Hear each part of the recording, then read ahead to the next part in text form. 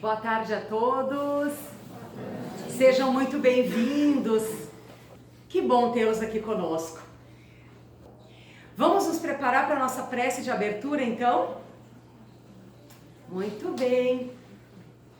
Convidamos a todos para sentarem confortavelmente. Para que se sentirem vontade, podem cerrar os olhos. É um momento de entrega. É um momento de agora estar receptivo às bênçãos que descem do alto sobre todos nós. Obrigado, Senhor, por termos sido intuídos a sair dos nossos lares e aqui, nessa casa de oração, aportar. Obrigado pela oportunidade de aprimoramento espiritual ao qual fomos chamados na tarde de hoje. Rogamos aos espíritos que acompanham o nosso trabalho, os benfeitores desta casa de oração, ao diretor espiritual, a abertura da atividade doutrinária desta tarde. E assim sendo, de coração grato, rogamos paz, harmonia e todo amor para a nossa tarefa. Que assim seja. Hoje nós temos um convidado especial na nossa casa. Vocês observaram talvez dos cartazes que a explanação dizia a Cíntia, que sou eu que vos falo. Mas a Cíntia convidou um amigo, né, Jair? Desde o sábado passado já, né? Sábado passado, quem esteve aqui na casa ouviu uma explanação muito maravilhosa. Nós ouvimos a Simone, né, Jair? Que falou sobre o suicídio indireto. E hoje o Jair vai dar continuação a esse assunto, trazendo então o trabalho que ele realiza em Caxias do Sul, que é o apoio fraterno. À tarde de hoje nós íamos falar com mais ênfase sobre o jovem. E a área da família, em conversação comigo, aprovou a ideia e disse: vamos lá, vamos continuar a explanação, porque nós estamos com um enfoque nesse mês, a valorização da vida. E hoje, gente, 10 de setembro, né, Jair? É o Dia Mundial de Combate ao Suicídio. É um assunto sério, é um assunto que precisa de atenção. Porque nós precisamos estar atento aos sinais que as pessoas nos dão. Atento com aquele olhar amoroso, uma escuta amorosa que o Jair vai abordar para nós. A área da família nos convidou a que mostremos a vocês o livro Luz nas Trevas. Mais especificamente, o capítulo 11, Juventude e Conhecimento, que vai nos trazer uma abordagem que agora o Jair continua, que nos diz assim: comumente se diz que é necessário desfrutar da juventude, dos prazeres da mocidade, numa alegação de que os gozos embriagadores são exclusivos desse período. Ah, juventude! Quem aqui já não foi aquele jovem fugaz, sedento de esclarecimentos? E continua a obra. Algumas dessas satisfações que alucinam pelas fortes imposições geram dependências escravizantes. Um pesado e semidestruído fardo para ser conduzido. Todo uso dado indevidamente à estrutura fisiológica transforma-se em agressão ao corpo, que se corrompe sob a ação da mente que se desgoverna, né, Jair? Assim, eu introduzo o assunto que o Jair nos traz, do trabalho que eles realizam. Então, meus queridos, vamos estar atentos às mensagens que o Jair vai nos abordar, também atentos ao nosso entorno especificamente aos jovens que convivem conosco, aqueles aos quais a gente tem conhecimento, que precisam do nosso norte, eles têm sede, eles pedem socorro, e o conhecimento vai ser a bússola, conduz a esses jovens ao caminho reto. É contigo, Jair, depois a gente faz as considerações finais.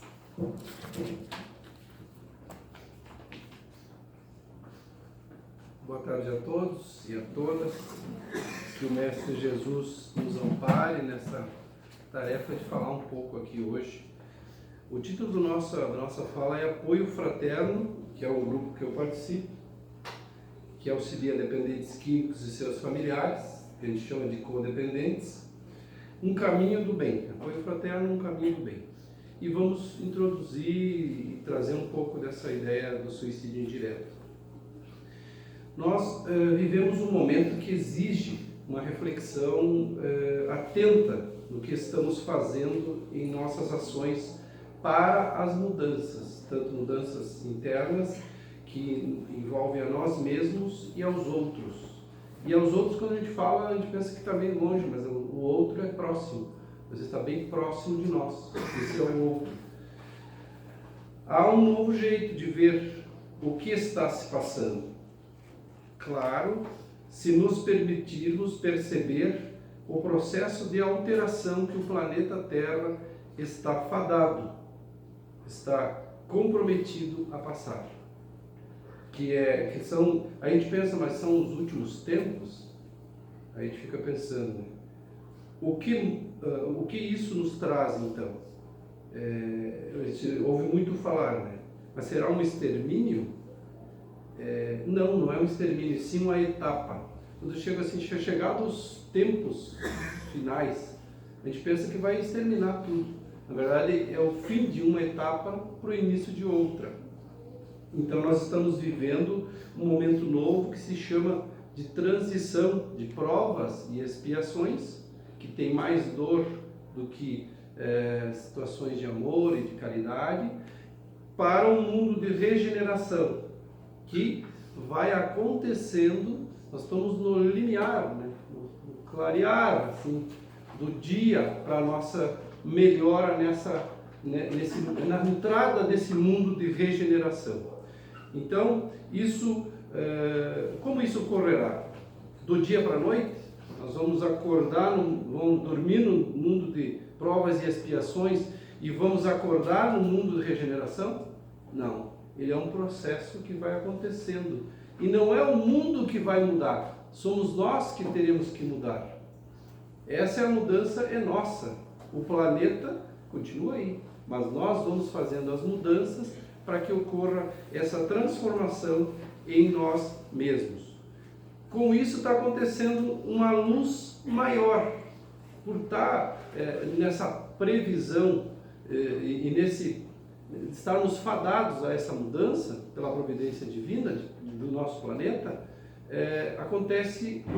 ocorreu uma abertura e há mais luz no nosso planeta. Por isso que nós enxergamos mais as coisas. Quando nós aumentamos a luz, nós conseguimos ver uma coisinha a mais que nós não vimos enquanto a luz estava menor. Então é por isso que está aparecendo cada vez mais os escândalos e a verdade vindo à tona. Então esse é a nossa mudança do nosso planeta. E nossas convivências diárias, então a nossa convivência familiar, o que nós buscamos? Nós buscamos um apoio fraternal. Nós queremos nos apoiar uns nos outros. E ao conviver, nós vamos observando então as nossas tendências e as tendências dos outros. Normalmente nós costumamos olhar mais as tendências dos outros, os vícios dos outros, as coisas erradas no outro, e acabamos às vezes esquecendo de olhar para nós mesmos. Então, precisamos ter esse cuidado. E também identificando que somos diferentes uns dos outros. Numa convivência familiar, não tem dois filhos iguais. Um é diferente do outro. E um precisa ser tratado de uma forma, o outro de outra. Também observar os exageros onde cada um, nessa convivência familiar, necessita e precisa cumprir um papel. Se é avô, é avô, se é pai, se é filho. A partir do momento em que esses papéis se desvirtuam, acontece um desequilíbrio. Quando o filho mais novo quer ir lá subir essa escadinha, já acontecem algumas coisas que não estão de acordo. Então, é preciso que nós, ao observar isso, possamos entender que a formação do caráter acontece no lar e a instrução acontece na escola. Porque muitas vezes nós queremos transferir para a escola a educação dos nossos filhos. Educa aí porque não dou conta de segurar em casa. Mas a professora tem 30 para cuidar, ela não vai dar conta de educar naquele pouco tempo esse filho nosso que tem que ser educado no lar. Então, dentro disso, nós vamos observando como vamos adultecer de uma maneira responsável. Porque às vezes o adultecimento acontece lá para frente, né? Agora está indo longe essa coisa de adultecer. Mas é uma responsabilidade de cada um. Que tipo de pai estamos sendo então? O pai do ter ou do ser? Será que o filho precisa de tênis da melhor marca, de celular da última geração, de não sei quantos giga para ter acesso a tudo? Ou ele precisa de atenção? Ou ele precisa de uns pais que estejam próximos desses filhos? O que nós estamos fazendo com essa chegada da tecnologia, que é muito importante para a nossa vida, nos comunica ao mundo, mas às vezes estamos deixando de cuidar o que os nossos filhos estão olhando e estão vendo. Então, do ter ao ser. Às vezes o filho não quer saber se a casa está bagunçada, ele quer a atenção dos pais naquele momento que tem. Não que vamos deixar de fazer o que precisamos, mas temos que dar essa atenção necessária para que observemos muitas questões que vão acontecendo, porque essas atitudes que nós vamos tendo na família, logo nós vamos observando então que o que nós plantamos nós colhemos. Lá no capítulo 9 do Evangelho segundo o Espiritismo, na ingratidão dos filhos e os laços de família, ele traz essa questão que, apesar de toda a ingratidão que nós possamos sentir quando fizemos de tudo e o filho é ingrato conosco, nós teremos uma recompensa, porque essa vida não acaba aqui, ela continua em outro momento. Então, sempre é tempo de nós buscarmos essas melhoras e essa convivência da forma mais adequada. Esse livro do Chico, que se chama Família, é bem velhinho, assim, que eu uso bastante. Ele traz uma definição de família como se fosse uma lavoura. O que se faz numa lavoura? Você ara a terra, você coloca a semente, você cuida para que os insos não tomem conta da planta. E o que isso nós podemos trazer para a vida, na relação com os nossos filhos? Nós podemos formar todo esse caráter, transmitir o que é possível, e eles vão estar com os pés ligados nessa terra. Eles poderão estar no meio do índice, que são os vícios, mas eles levarão consigo esse ensinamento, que pela sua livre escolha poderão utilizar desse auxílio que a família deu como base para que ele possa saber como dizer não quando for oferecido algum tipo de substância que é incompatível com a sua vida mais equilibrada. Então, meus irmãos, através dessa convivência sendo bem formatada, nós não embrutecemos, porque na questão 775 dos Livros dos Espíritos fala sobre se fosse extinguido as famílias, se esses laços de família fossem eliminados hoje. Aí a resposta é uma recrudescência ao egoísmo. Então, se nós eliminássemos as famílias hoje, nós voltaríamos à recrudescência do egoísmo. Então, a família é essa base que nos sustenta. E precisamos, então, com isso, enfrentar as situações da vida que nos apresenta com mais clareza e acertos. Até o amparo desde a criança até o amparo do ancião, porque esse é o nosso ciclo. Nascemos e vamos todos para um destino único, que é o desencarne, que é a morte. E aí também precisamos desse amparo, ou precisamos amparar aqueles que nos receberam. Assim, será então uma conquista da formação da família, né, como essa micro-sociedade, nessa construção, né, de um caminho de paz. Essa relação pais e filhos, ela nos traz a uma semeadura, que nós vamos fazendo essa semeadura, tanto pais quanto filhos, vamos semeando, né, nessa nossa experiência de viver, e teremos que colher. Então a semeadura é livre, mas a colheita é certa, em todas as nossas situações, tanto como a função de pai, quanto o papel de filho. Nós plantamos, teremos que colher. Isso significa que teremos que ter responsabilidade sobre os nossos atos. Os filhos, normalmente até os 7 anos, eles captam tudo o que está acontecendo ao redor. Você vê uma criança brincando, ela parece que não está no ambiente.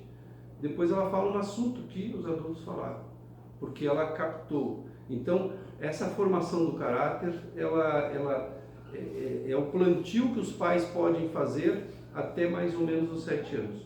Porque depois disso, como esse livro do Divaldo, que é Adolescência e Vida, traz na página 54, ele fala sobre as drogas. E, no seu contexto todo, ele traz uma boa reflexão sobre essa fase da adolescência, que é o momento de acompanhar, porque todos nós vivemos, como a Cíntia colocou, esse momento de transição, onde nós temos os nossos conflitos, as nossas possibilidades, os nossos limites, que tanto nós vamos testando e às vezes até pedindo, não diretamente, mas pedindo, porque se nós estamos sendo rebeldes é porque estamos pedindo um limite. E isso leva a esse relacionamento tanto no lar quanto fora do lar. E aí é que vai acontecer, ou se aquele fruto foi bem adubado, né? Porque será oferecido o uso de substância, o uso de drogas.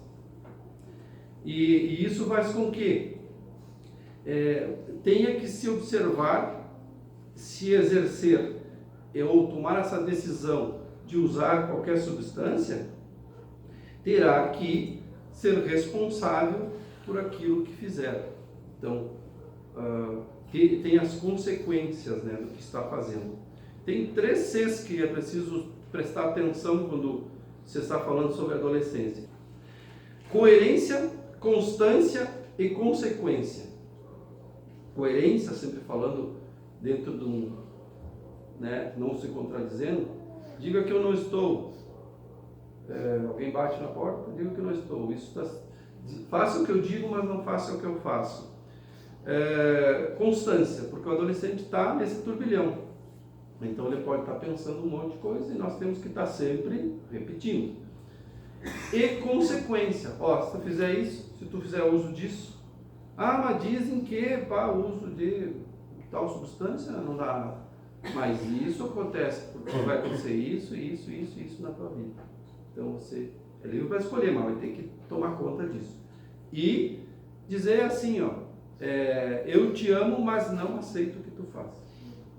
Porque às vezes a gente tem dificuldade de se posicionar, porque existe todo um discurso aí sobre o uso. Existe muita gente defendendo o uso de substâncias. Por quê? Porque querem vender. Só que eles não mostram as consequências que isso ocorre no ser e depois, inclusive, que nós vamos falar também. Porque se não tomar esse cuidado e a pessoa chegar até a dependência química, tem 3 outros Cs que pode ocorrer: cama, cadeia ou caixão. 3 Cs. Então os vícios muitas vezes começam por brincadeira, aos poucos.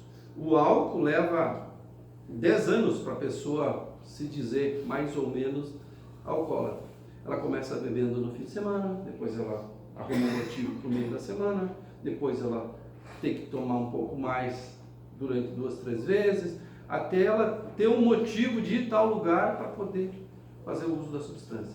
Então, quando a pessoa diz que bebe social, mente, porque ela está mentindo para si mesma. Então, esse é um cuidado que nós devemos ter. E a gente fala disso porque trabalha num grupo e em todos os momentos nós verificamos essas situações de uso de substâncias. E os males e os sofrimentos que chegam até nós.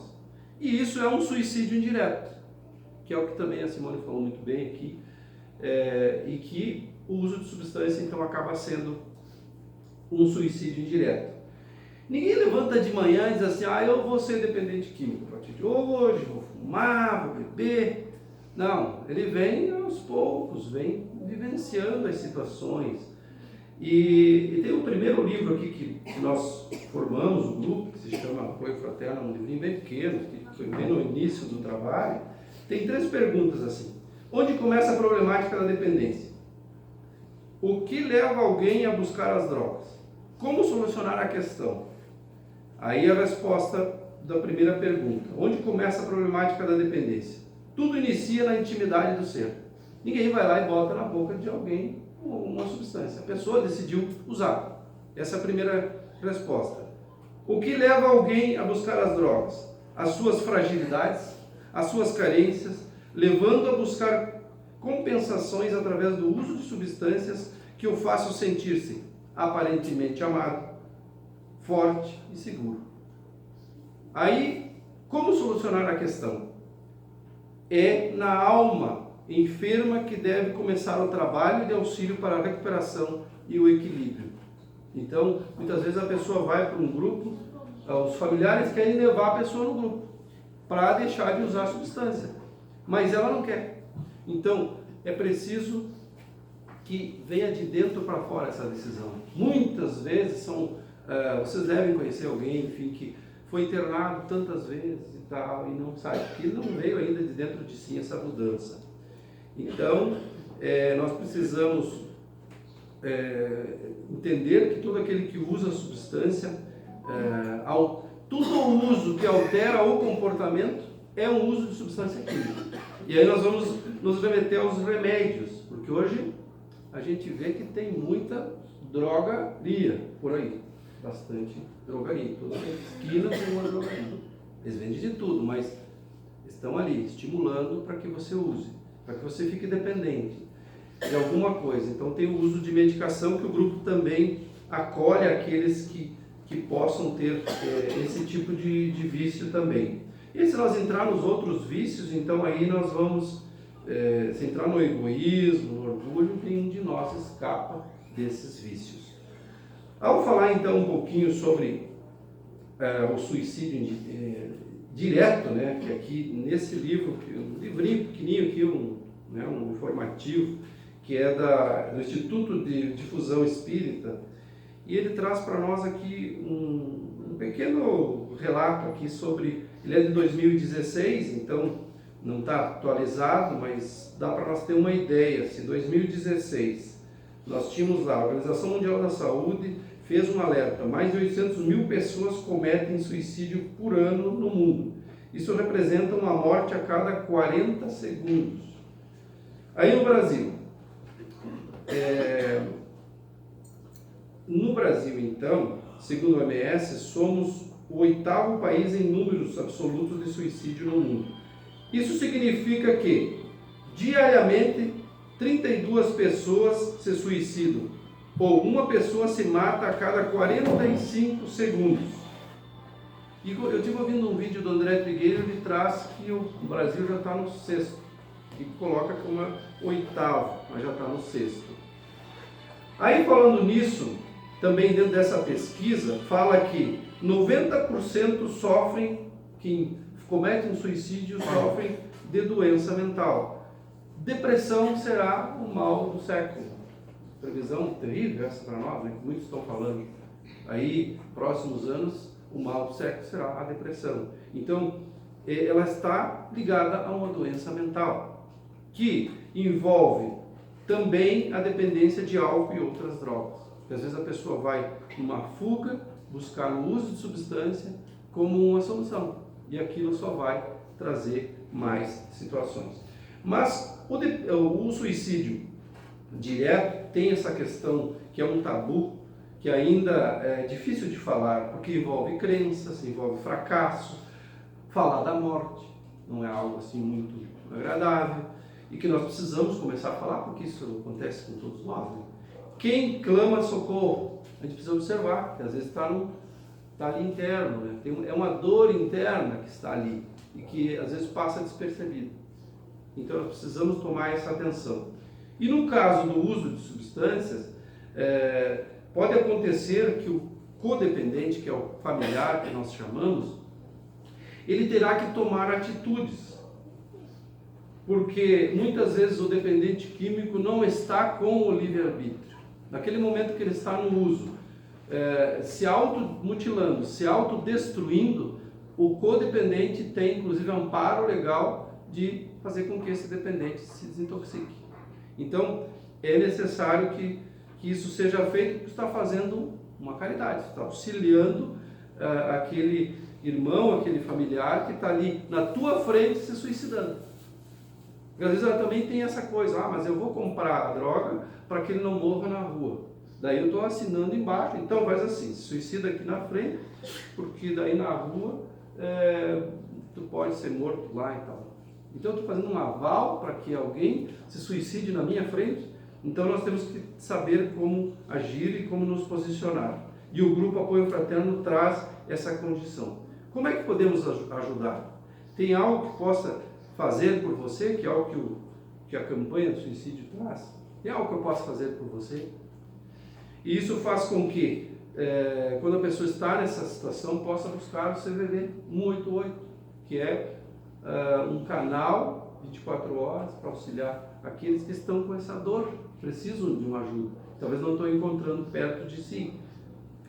E sobre então essa prevenção, nós não vamos conseguir aqui abordar tudo, e nem o que pode acontecer depois, porque depois então que a pessoa comete o ato, tanto direto, o suicídio direto, como o suicídio indireto, vai ter as consequências, que é a questão espiritual.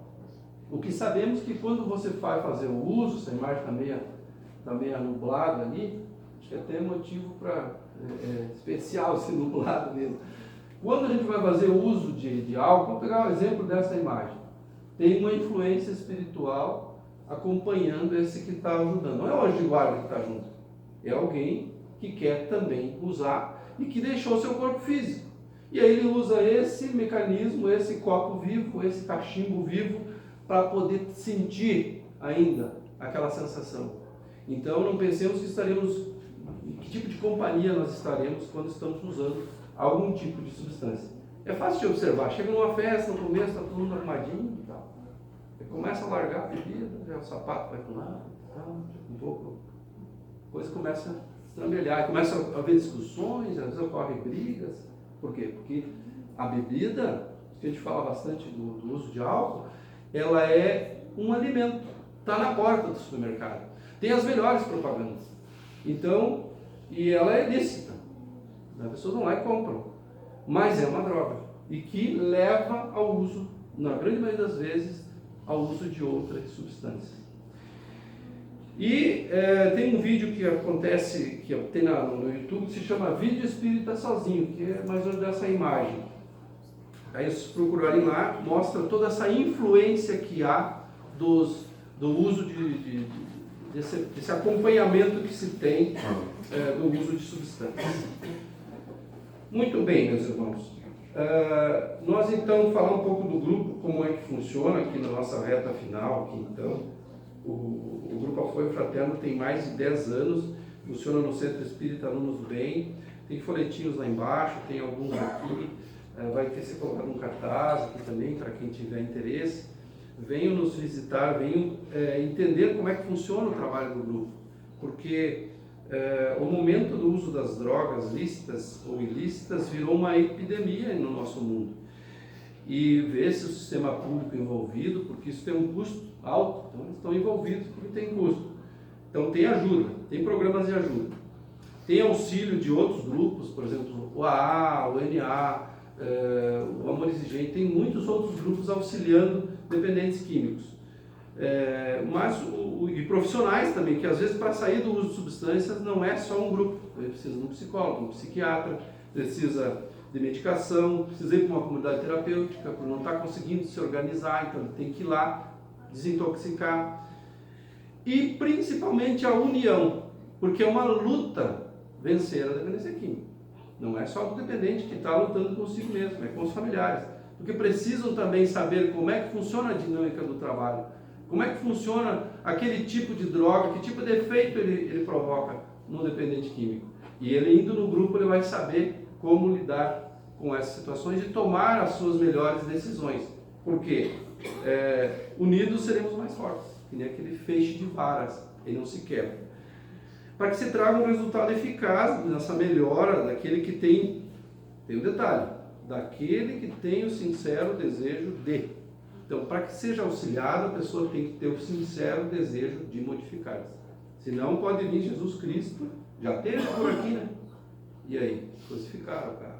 Então, pensa bem. Quando você está decidido, você recebe o auxílio.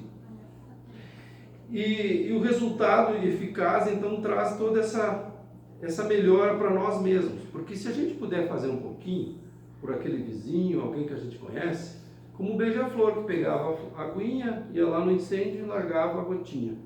E os outros bichos disseram para ele, mas espera aí, o que tu vai fazer? Uma gotinha pegando fogo na floresta? Aí ele disse, não, eu estou fazendo a minha parte. Eu estou indo lá, pegando a minha gotinha. Faça a tua. Então, se cada um de nós fizermos a nossa parte, nós vamos vencer esse mal. Porque é um mal que atinge toda a família. Toda a família adoece quando o vício adentra o lar. Aí o apoio fraterno poderá ajudar, auxiliar? Sim, quando a pessoa admitir, que é o primeiro princípio do A. Admito que sou impotente perante o uso de álcool. Aí, esse é o primeiro passinho para ser auxiliado nos grupos de alcoólicos anônimos. Então, a partir de admitir, ele pode ir lá, nós vamos explicar toda a dinâmica, eu não vou poder falar tudo aqui hoje, mas o grupo de autoajuda ele está lá para auxiliar os dependentes, os familiares, unido à doutrina espírita. Então esse livro traz assuntos todos com bibliografia espírita. Aí tem os 12 princípios, ele está ligado à AME também, que é a Associação Médica Espírita. Tem uma Associação Médica Espírita em Caxias, inclusive a gente vai começar a divulgar isso para que profissionais da área da saúde façam parte, que sejam espíritas. E qualquer estudante da doutrina pode fazer parte da Associação Médica Espírita de Caxias do Sul. Então o grupo está ligado à Associação Médica e ele tem um lema de compromisso que tudo que se ouve ali, tudo que se fala ali, tudo que se vê ali, ali fica. Então esse é o nosso código de ética, que é falado no grupo e colocado. Também tem uma oração da serenidade que leva a todos nessa repetição de decidir o que é possível decidir e o que não é saber aceitar. Às vezes o codependente também fica em função do dependente, não vive a sua vida e o dependente fica lá, no seu prazer, e o codependente ali. O telefone não atende, isso, aquilo. Então, é necessário que o codependente tome as suas atitudes também. E o grupo dá essa condição de esclarecer para que haja uma mudança de dentro para fora.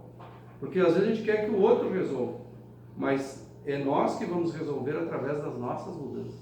Então o grupo traz essa condição através dessa forma que une, proporcionando um reencontro consigo mesmo, com amor e disciplina.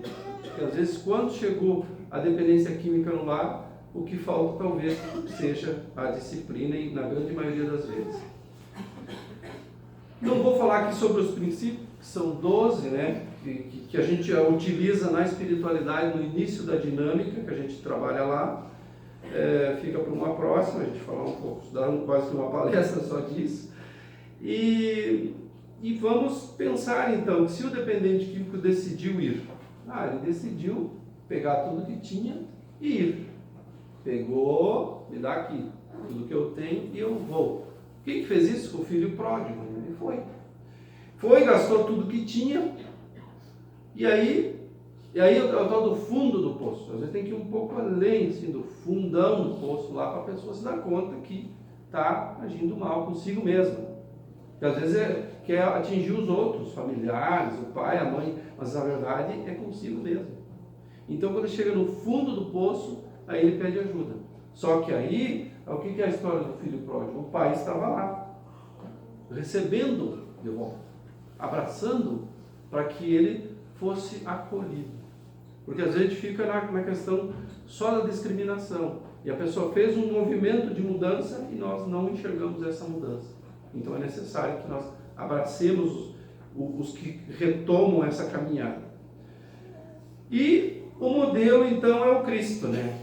Quando nós fazemos uma reflexão concluindo que defender a vida, possamos estar amparados nesse cuidado com cada um de nós, através do Cristo, religando com a espiritualidade, né? Através do Mestre Jesus, reforçando a nossa fé, nós certamente chegaremos a um caminho melhor para conseguir seguir em frente sem olhar para trás e levar só as coisas boas, né? Isso envolve o autoconhecimento, entendendo, né? Procurando, né? Verificando que algo de melhor sempre nós podemos fazer para estarmos melhor moralmente e espiritualmente, e escolher por viver cada vez mais grato por esta oportunidade. Então vamos ao nosso videozinho, que é bem... Sem dúvida e sem medo de errar, eu sou completamente feliz. Você é feliz? Sem dúvida e sem medo de errar, eu sou completamente feliz. Pela família que eu tenho, pelos amigos que eu tenho e, principalmente, em primeiro lugar, graças a Deus. Passa uma mensagem aí pra mim. Pelo Zap, vá. Vamos lá. Já tô com o meu celular aqui, ó.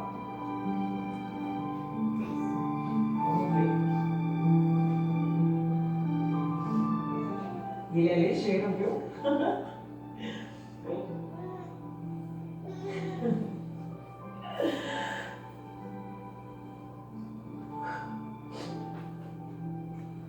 Foi pra mim essa mensagem mesmo. Desistir não é uma opção. Viu? Nunca. Jamais. Então, obrigado, meus irmãos. Você é feliz? Nós vamos para a nossa prece de encerramento. O Jair profere a nossa prece.